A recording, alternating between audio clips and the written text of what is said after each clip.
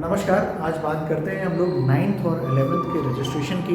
जो बच्चे सीबीएसई में पढ़ रहे हैं उनके रजिस्ट्रेशन की बात करते हैं। These are the students who shall be attempting their board examinations of class 10th and 12th in year 2023। तो ऐसे बच्चों के लिए 8/12/2021 को सीबीएसई ने एक सर्कुलर जारी करके उनके रजिस्ट्रेशन के बारे में जानकारी दी है कि 2021-22 जो सेशन है जिसमें वो 9th और 11th में है, इनका रजिस्ट्रेशन प्रोसेस स्टार्ट करना है और कब एंड करना है। तो आज हम फी की बात करेंगे, थोड़े से इन्फॉर्मेशन की बात करेंगे, जो इम्पोर्टेंट इन्फॉर्मेशन है, और लास्ट डेट की बात करेंगे कि लेट फी के बगैर लास्ट डेट क्या है और लेट फी के साथ लास्ट डेट क्या होगी। कोशिश करें सभी बच्चों और सभी स्कूल्स की लेट फी को पेमेंट करने की जरूरत नहीं पड़े। तो हम देख लेते हैं इंपॉर्टेंट पॉइंट्स को देख लेते हैं। पहली चीज, स्कूल्स को क्या इंश्योर करना है कि अपने ही रेगुलर और बोनाफाइड स्टूडेंट्स को वो रजिस्टर करें। फालतू में कोई अनऑथराइज्ड अनएफिलिएटेड स्कूल से या जो बच्चा स्कूल नहीं आ रहा है, एब्सेंट रह रहा है, ऐसे बच्चों को रजिस्टर करने की आवश्यकता नहीं है। जो रेगुलर कैंडिडेट्स आ रहे हैं 9th और 11th में, जो कि 2023 के बोर्ड एग्जामिनेशन के लिए as per there attendance eligible होते हैं, उनका रजिस्ट्रेशन करें। ये एक इम्पॉर्टेंट पॉइंट है। आगे बढ़ते हैं, कुछ और इम्पॉर्टेंट पॉइंट्स की बात कर लेते हैं हम। यहाँ पर जो ध्यान देने की जरूरत है स्कूल्स को, वो ये है कि उन्होंने अपना सारा का सारा data already 9th, 10th, 11th, 12th का जो होता है ओएसिस पोर्टल पर फिल इन कर रखा होता है। तो अभी जो नंबर ऑफ स्टूडेंट्स 9th और 11th में दिखाएंगे स्कूल का रजिस्ट्रेशन करते समय, वो कंसोनेट करना चाहिए किसके साथ में, ओएसिस डेटा के साथ में कंसोनेट करना चाहिए। फॉर एग्जांपल, ओएसिस में किसी ने क्लास 9th में नंबर ऑफ स्टूडेंट्स दिखाए हुए हैं 80, और अभी आप उठा करके इन स्टूडेंट्स को 93 कर दे रहे हैं, तो रजिस्ट्रेशन में प्रॉब्लम आएगी। बिकॉज एक क्लैश क्रिएट हो जाता है कि ओएसिस में आपके 80 बच्चे हैं और अभी आप 93 बच्चों का रजिस्ट्रेशन करना चाहते हैं। तो ऐसी स्थितियां पैदा नहीं होना चाहिए। आगे बढ़ते हैं, ये सारे पॉइंट्स तो रिपीटेटिव हैं। आगे बढ़ जाते हैं कि रजिस्ट्रेशन का प्रोसेस कैसा होगा। सबसे इम्पॉर्टेंट चीज़ है, दो तरीके के स्कूल्स होते हैं यहाँ पर। जो एक हैं ऑलरेडी एफिलिएटेड स्कूल्स और दूसरे स्कूल्स होते हैं न्यूली एफिलिएटेड स्कूल्स, जिनको नया नया अभी एफिलिएशन मिला हुआ है। तो देखिए, ऑलरेडी एफिलिएटेड स्कूल्स जो होते हैं उनके पास एक एफिलिएशन नंबर पहले से होता है जो कि यूजर आईडी की तरीके से काम कर रहा होता है, and they are having their passwords. उनके पास उनके पासवर्ड्स भी अवेलेबल होते हैं जिनके जरिए लॉगिन करके रजिस्ट्रेशन प्रोसेस को इनिशिएट किया जा सकता है। लेकिन अगर न्यूली, ये देखिए, ये तो बात हो गई ऑलरेडी एफिलिएटेड स्कूल्स की जो पहले से एफिलिएटेड है। न्यूली एफिलिएटेड स्कूल्स की बात करें तो उनको अपने कंसर्न रीजनल ऑफिसेस को कॉन्टैक्ट करना होगा। किसको कॉन्टैक्ट करना होगा? अपने रीजनल ऑफिसेस को कॉन्टैक्ट करना होगा, और वो वहाँ से क्या पाएंगे, अपना स्कूल कोड मिलेगा उनको, स्कूल कोड मिलेगा, उनका एफिलिएशन नंबर एफिलिएशन ग्रांट में ऑलरेडी मिल चुका होगा, और उनके लिए एक इनिशियल पासवर्ड जनरेट किया जाएगा जिसको वो बाद में चेंज कर सकते हैं। इस आरओ से ये चीज़ें मिल जाएंगी। इन चीज़ों के जरिए, इन क्रेडेंशियल्स के जरिए ये जो न्यूली एफिलिएटेड स्कूल्स हैं वो लॉगिन कर सकते हैं। बिना लॉगिन के आगे नहीं बढ़ा जा सकता है। तो न्यूली एफिलिएटेड स्कूल्स को ध्यान देने की जरूरत है कि उनको आरओ को कंटैक्ट करना ही करना होगा। आगे बढ़ जाते हैं, जो ऑनलाइन सिस्टम का जो ऑनलाइन रजिस्ट्रेशन सिस्टम के कुछ फीचर्स हैं वो हैं, वैसे तो आप सभी लोग जानते हैं कि ये पूरी तरीके से किसके साथ में इंटीग्रेटेड है, ये ओएसिस पोर्टल के साथ में इंटीग्रेटेड है। तो जो इन्फॉर्मेशन आपकी ओएसिस में डली हुई वो ही यहाँ पर जानी चाहिए। खास करके पीजीटीज की इंफॉर्मेशन ऐसा इसलिए होता है, ऐसा क्यों होता है, ये इंफॉर्मेशन क्यों ली जाती है? लेट्स से कि आपने अपने एकेडमिक जो हिस्सा है ओएसिस का, वहाँ पर कुछ सब्जेक्ट्स आपने शो किए होंगे कि ये सब्जेक्ट हमने ले रखे हुए हैं अपने स्कूल में पढ़ाने के लिए, इनका एफिलिएशन है, इनको अप्रूवल मिला हुआ है, तो 100% इन सब्जेक्ट्स को पढ़ाने के लिए टीचर भी स्कूल के अंदर होना चाहिए। तो ये ध्यान देने की जरूरत है कि every subject must have been allotted some of the other teacher, जो कि कॉम्पिटेंट होना चाहिए। अब इन टीचर्स का जो रजिस्ट्रेशन ओएसिस पोर्टल पर होता है, कई बार लोग शॉर्ट नेम्स रजिस्टर कर देते हैं, ऐसा नहीं करना है। Full names of all the teachers shall be registered on versus portal. Versus में जो है पूरा का पूरा नाम रजिस्टर्ड होना चाहिए। नए स्कूल्स की अगर बात करें तो उनको अपनी जितनी भी जानकारी है from A to Z versus को जब विजिट करेंगे तो वहाँ कई सारे लिंक्स मिलेंगे, कई सारे सब पोर्टल्स मिलेंगे, उनमें नए स्कूल्स को अपनी पूरी इन्फॉर्मेशन देनी होगी। जो पुराने ऑलरेडी एफिलिएटेड स्कूल्स हैं उनके पास में उनकी इन्फॉर्मेशन ऑलरेडी ओएसएस पोर्टल में डली हुई होती है, तो उनको ज़्यादा चिंता करने की आवश्यकता नहीं है। फिर आगे बढ़ जाते हैं हम सब्जेक्ट्स को सेलेक्ट करने की बात करते हैं। तो सभी स्कूल्स को पता होता है, स्टूडेंट्स को पता होता है कि उनको कौन कौन से सब्जेक्ट्स को चूज़ करना है। वहाँ पर मेन सब्जेक्ट्स होते हैं जिनमें आपके लैंग्वेजेस होते हैं, मैथ्स होता है और आपके सोशल साइंस हैं, साइंसेज हैं, ये मेन सब्जेक्ट में आ जाते हैं। फिर स्किल सब्जेक्ट्स आ जाते हैं, उनको कैसे कैसे चुनना है आप एनेक्चर्स के ज़रिए देख सकते हैं। और बहुत इंपॉर्टेंट चीज़ जो सीबीएसई कह रहा है कि हमें सारे के सारे एफर्ट्स करने हैं करेक्ट डेटा को देने के लिए। व्हाट हैपन्स कि जो भी डेटा हम 9th और 11th में स्टूडेंट्स का दे रहे होते हैं, 9th और 11th में जो भी डेटा दे रहे होते हैं, यही डेटा जो है यूज़ किया जा रहा होता है इनके रेस्पेक्टिव 10th और 12th बोर्ड एग्जामिनेशंस के लिए यूज़ किया जा रहा होता है। और यही डेटा इनके एडमिट कार्ड्स पर भी लिख करके आता है, यही डेटा इनकी मार्कशीट्स पर लिख करके भी आता है। लेट से किसी का नाम गलत हो गया तो एडमिट कार्ड में भी गलत आएगा और उसके बाद वो उनके रिजल्ट्स में भी गलत आएगा, मार्कशीट्स पे, सर्टिफिकेट्स पे गलत आएगा, तो पूरी ज़िंदगी साथ रहेगा। और गलत हो तो फिर उसको सही कराने के लिए अलग से एफर्ट किए जाते हैं। तो बेटर है कि स्कूल प्रिंसिपल्स, स्कूल अथॉरिटीज़ पहले से थोड़ा सा एफर्ट कर लें ताकि सही डेटा ही सीबीएसई को जाए और इस डेटा को कैप्चर करके सीबीएसई किसी भी बच्चे का एडमिट कार्ड बनाए और उसके रिजल्ट को भी पब्लिश करे, तो समस्या से बच सकेंगे स्टूडेंट्स। मूविंग अहेड, स्कूल्स को चाहिए, school should bring into notice of the students that they are giving correct data for their registration. वैसे तो डेटा कहाँ से लिया जाता है ये आपको पता है, पिछले स्कूल का ट्रांसफर सर्टिफिकेट हो सकता है जिसको एसएलसी भी कहते हैं, स्कूल लिविंग सर्टिफिकेट कहते हैं। इसके अलावा डेट ऑफ बर्थ की बात करें तो बर्थ सर्टिफिकेट्स लिए जाते हैं। आज की डेट में आधार कार्ड एक बड़ा इंस्ट्रूमेंट हो गया है। बहुत सारी जगहों पर ये देखने को मिलता है कि तमाम डिफरेंसेस मिल जाते हैं। बर्थ सर्टिफिकेट में कुछ है, आधार कार्ड में कुछ है, टीसीएसएलसी में कुछ है। तो स्कूल अथॉरिटीज़ को सारे डॉक्यूमेंट्स को कलेक्ट करके एक सही डिसीजन लेने की ज़रूरत पड़ेगी ताकि रजिस्ट्रेशन में सही डेटा जाए, रजिस्ट्रेशन हो रहा है उसमें सही डेटा जाए, क्योंकि ये रजिस्ट्रेशन का ही डेटा एलओसी में लिस्ट ऑफ कैंडिडेट्स जो 10th और 12th के लिए होती है उसमें रिफ्लेक्ट होता है। इसके साथ पेरेंट्स से अंडरटेकिंग ली जाए, पेरेंट्स से एक अंडरटेकिंग ली जाए कि उन्होंने जो भी डेटा दिया हुआ है वो करेक्ट है, ताकि बोर्ड या अथॉरिटीज क्लास 10th और 12th में सर्टिफिकेट जो जारी करें वो एज पर पेरेंट सही हो और उस पर किसी तरीके के करेक्शन की कोई गुंजाइश नहीं बचती हो, इससे बचा जा सके।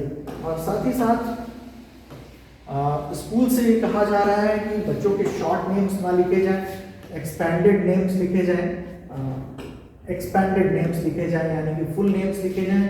साथ ही साथ फादर, मदर या गार्जियन के भी जो फुल नेम्स लिखे जाए, बिकॉज शॉर्ट नेम्स लिखने में या किसी की कास्ट नहीं मेंशन करी, किसी का सर नेम नहीं मेंशन किया तो प्रॉब्लम हो जाती है। बट जो टाइटल्स हैं मिस्टर, मिसेस, कई बार लोग होता है मिस्टर, मिसेस या मास्टर, ये इस तरीके के जो टाइटल्स लगा देते हैं इनको नहीं लगाया जाना है। सीधे सीधे नाम लिखा जाना है, फर्स्ट नेम लास्ट नेम लिखा जाना है, कोई मिडिल नेम है तो मिडिल नेम लिखा जाना है, कास्ट या सब कास्ट मेंशन है। मैं कहूँगा कि 100% आधार कार्ड की फोटोकॉपीज, आधार कार्ड की फोटोकॉपीज बना लेनी चाहिए सभी स्कूल्स को और यहाँ से डेटा मैच करा लेना चाहिए अपने विजडम के आधार पर। डेट ऑफ बर्थ सर्टिफिकेट या पुराना एसएलसी जो है उससे मैच करने के बाद डेटा की एंट्री करी जानी चाहिए। अब वही चीज़ यहाँ पर भी बता रहे हैं कि अपलोडिंग करते समय स्कूल्स को इंश्योर करना है कि all the data has been recorded as per the requirement and as per the guideline of CBSE and then it is uploaded। और सब्जेक्ट कॉम्बिनेशन जो है स्टूडेंट्स के सही होने चाहिए, ये तो सही होने ही चाहिए बिकॉज आप मान के चलिए कि लास्ट अप्रैल जो है वह तब से बच्चे जो सब्जेक्ट्स पढ़ रहे हैं अब उनको चेंज करने की आवश्यकता तो नहीं पड़नी चाहिए। And all the students must be studying the right combination of subjects. इस सर्कुलर को अगर डाउनलोड करके देखेंगे तो पेज नंबर 14-15 में करेक्ट कॉम्बिनेशन दिया हुआ है। मैं उसको यहाँ नहीं पढ़ के बताऊंगा, लेकिन आप लोग कर सकते हैं। ये देखिए सब्जेक्ट कोड्स के बारे में भी बताते हैं कि सब्जेक्ट कोड्स को बड़ा ही केयरफुली और स्पेसिफिकली सेलेक्ट करना चाहिए कि आपने हिंदी ए लिया है या हिंदी बी लिया है। इंग्लिश में आपने इंग्लिश तो खैर 10th में अभी लैंग्वेजेस एंड लिटरेचर कर दिया गया है। और 12th की बात करें, यानी जब आप 12th में जाने वाले होंगे तो 11th में सेलेक्ट करना होगा। तो इंग्लिश आपको कोर पढ़नी है, इंग्लिश इलेक्टिव पढ़नी है, वो सारा चीज़ जो है आपको अच्छे से चेक कर लेना चाहिए। उसके बाद ही डेटा को सबमिट किया जाना चाहिए। बाकी ये मुझे पढ़ के बताने की आवश्यकता नहीं है। सिलेबस और स्कीम ऑफ स्टडीज़ आपको सीबीएसई के वेबसाइट पर मिल जाती है, और सीबीएसई की वेबसाइट है सीधा बहुत सरल है, cbse.gov.in। जब आप इसको क्लिक करेंगे तो वहाँ 3-4 पोर्टल मिल जाते हैं। आपको जिस पोर्टल को विजिट करना है वहाँ विजिट करके अपनी ज़रूरत का डेटा वहाँ से निकाल सकते हैं। अब थोड़ा सा हम और आगे बढ़ेंगे।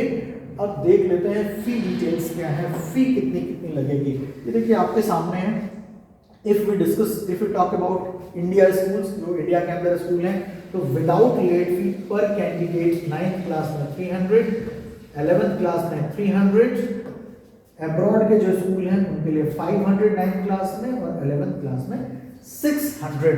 और जो रजिस्ट्रेशन डेट स्टार्ट हो रही है वो 15/12/2021 से स्टार्ट हो रही है, यानी दिन पड़ेगा बुधवार पड़ेगा, वेंसडे पड़ेगा 15/12/2021 15/12/2021 और एंड होगी ये 30/12/2021। और लेट फी के साथ की अगर बात करें तो देखिए लेट फी कितनी है 2300 और ये 2500 हो जाएगी, 2600 हो जाएगी, यानी पर कैंडिडेट जो है 2000 रुपए की लेट फी लगनी है। और डेट में केवल और केवल जो है कितना 7/1/2022, यानी एक हफ्ते का डिफरेंस देखने को मिलेगा। अब देख लेते हैं, थोड़ा सा आगे बढ़ जाते हैं कि स्कूल्स को और क्या क्या पे करना होगा। वो पे करना होगा, ट्रेनिंग फी पे करनी होगी ₹10,000, और जो अब्रॉड स्कूल्स हैं उनको फी पे करनी होगी ट्रेनिंग के लिए ₹50,000 फी पे करनी होगी। इस साल जो स्पोर्ट्स फी है उसको वेव ऑफ कर दिया है सीबीएसई ने, ये देखिए लिख दिया है it is not payable for session 2021-22 because of Covid pandemic.